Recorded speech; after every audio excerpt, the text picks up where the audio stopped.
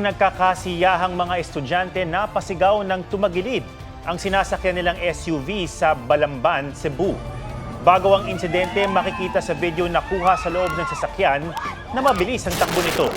Iniwasan ng driver ang kasalubong na sasakyan nang mapunta sa pakurbang bahagi ng kalsada. Doon na nawala ng balanse ang SUV. Mga medical students ang sakay ng SUV na ayon sa mga pulis ay galing sa selebrasyon matapos ang kanilang midterm exams. Nasawi ang driver sa ospital. 10 naman ang sugatan. Patay na nang matagpuan sa loob ng nakaparadang kotse ang 2 bata sa Angeles City, Pampanga.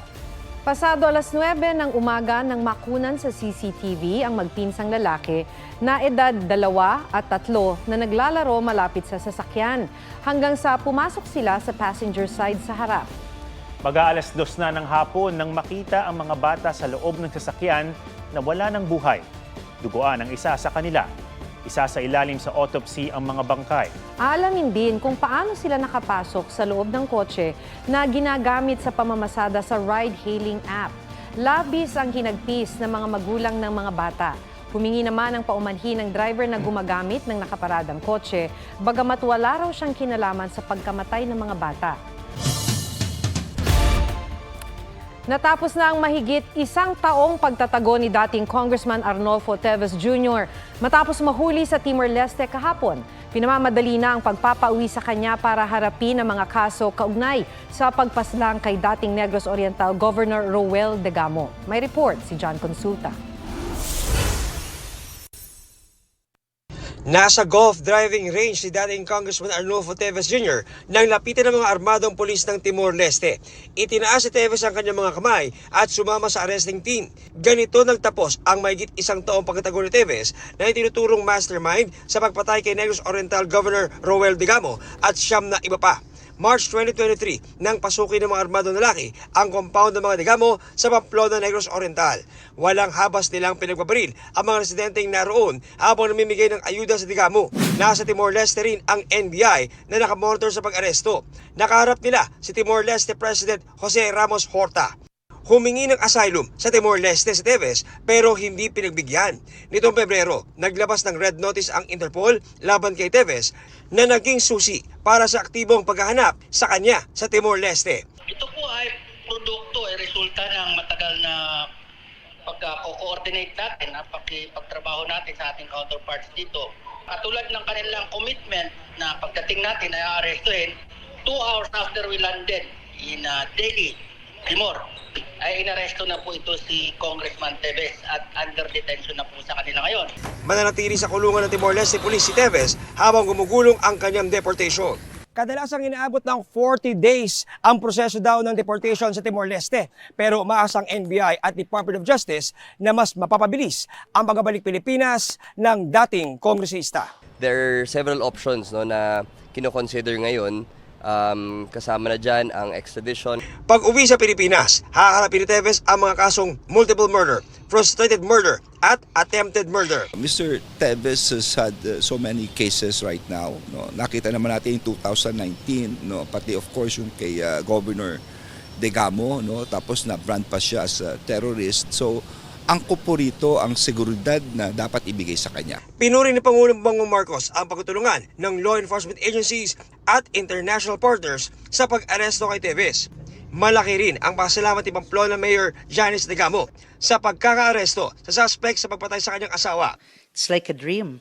We have been praying and waiting for so long, and finally, the long wait is over. Natutuwa kaming lahat sa mga nangyayari. Ayon naman sa abogado ni Teves, ang pagkakaaresto sa kanyang kliyente ay hindi indikasyon ng pagiging guilty. Pagsunod lang daw ito sa mekanismo sa sistema ng Interpol na naglabas ng red notice kamakailan laban kay Teves. Sasailalim para muna sa 20 araw na pagdinig sa korte si Teves para malaman kung ano ang gagawin sa kanya kaugnay sa anumang maging hiling ng gobyerno ng Pilipinas. John Consulta, nagbabalita para sa GMA Integrated News. Simula na ng tag-init at sabi ng Pag-asa, posibleng pinakatuyo o driest sa kasaysayan ng panahong ito. Presyo ng isda asahang tataas sa Semana Santa ayon sa Department of Agriculture. Malaki ang taas presyo sa produktong petrolyo na kaamba rin sa Holy Week. Sa gitna ng pagkwestiyon sa kantang Selos ng tinaguriang Queen of Bangsamoro Pop na si Shaira Moro, Filipino Society of Composers, Authors and Publishers Incorporated o PhilSCAP, nagpaalala sa mga lumilikha ng kanta na dapat ipagpaalam ang kanilang gustong i-cover. Bernadette Reyes, nagbabalita para sa GMA Integrated News. Kung ramdam natin ang alinsangan ng panahon, posible rin daw itong indahin ng ating mga alagang aso't pusa. Ang tip to para matulungan silang makaiwas sa mga sakit dulot ng init sa report ni Katrina Son.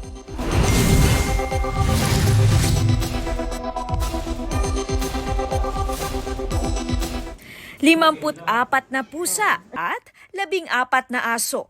Ganito karami ang mga alaga ni Dr. Jane Buencamino at kanyang pamilya.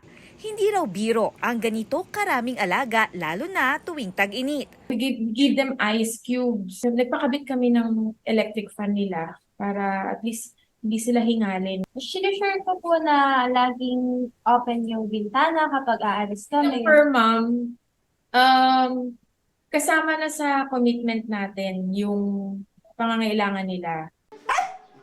Ayon sa nakausap naming veterinary doctor, mas maraming nakukuhang sakit ang mga alaga tuwing tag-init. Mas marami tayong nakikitang problem kapag summer. Why? Kasi ito yung time na nilalabas talaga natin yung mga pets natin, di ba? Kasama sa mga sakit na maaaring makuha ang heat stroke o hyperthermia.